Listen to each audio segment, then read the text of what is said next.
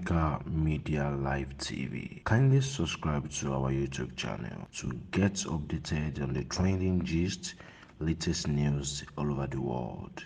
Like our page, subscribe, and share with friends. Thank you.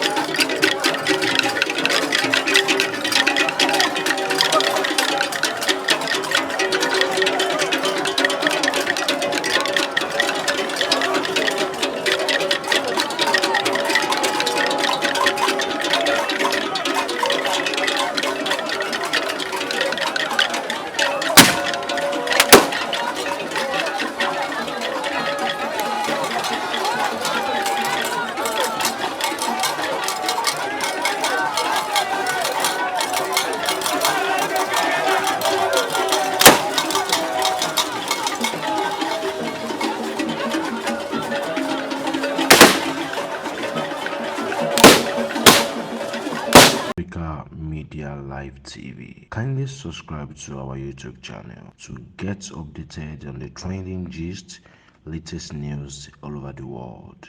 Like our page, subscribe, and share with friends. Thank you.